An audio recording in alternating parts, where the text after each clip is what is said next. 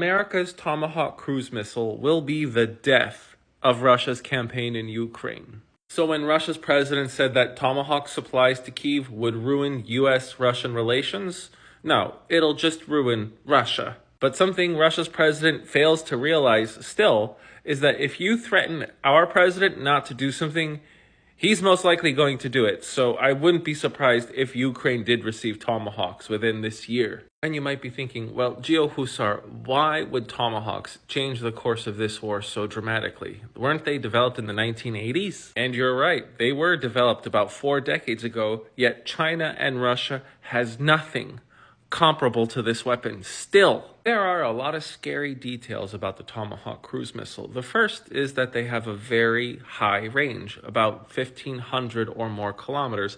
That totals about 1,000 US miles, and that is quite a bit of a radius of targets that Ukraine could make of Russia if they decided to launch them. But then look, the speed, it's only 550 miles an hour. It's not even a hypersonic missile. So what is so threatening about these Tomahawks? The thing about hypersonics or most of these other conventional weapons is none of them are capable of hugging the ground and terrain like Tomahawk cruise missiles can.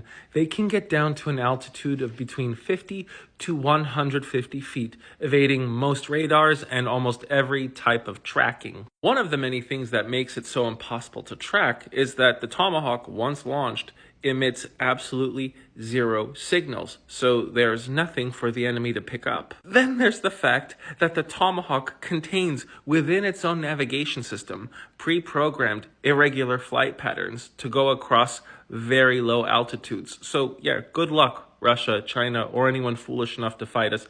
Good luck taking that down. And the Tomahawk doesn't rely on just one type of navigation system. I mean, they do have the GPS tracking system, but that is just one out of 4 systems that the Tomahawk employs. That's what makes it so revolutionary. So we'll call the GPS navigation system number 1. Number 2 is its own internal tracking system. From what I understand, it's able to measure where it isn't until it hits the target. System number 3 is terrain contour matching, also known as TERCOM, in which the missile itself compares the radar measured terrain underneath the missile to its digital stored map. The 4th one is the scariest one. It's called Digital Scene Matching Area Correlation, where it uses infrared images of the ground and where it is and compares it to the pre-recorded photos of its target. So it's this 4-tiered navigational system which allows the Tomahawk, which is generally fired from a submarine or a ship,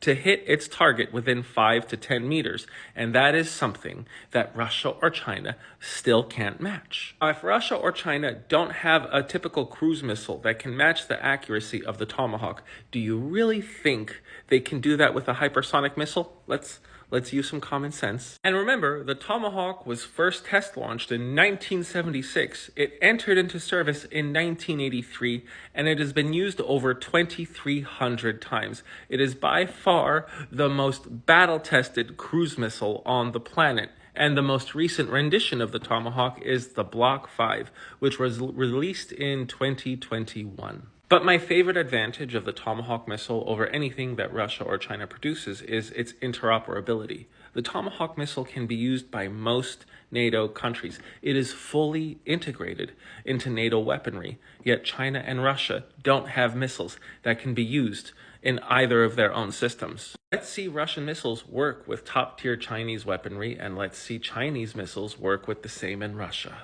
If you put all of this together, you realize that if Ukraine gets their hands on a Tomahawk missile, something that is fully integrated into NATO weaponry, and they start launching that at Russia, it means the Kerch Bridge in Crimea won't be in service for much longer. If the Russians lose Kerch Bridge, then they cannot reinforce the troops in the Crimean Peninsula, and it falls once again into the hands of the Ukrainians.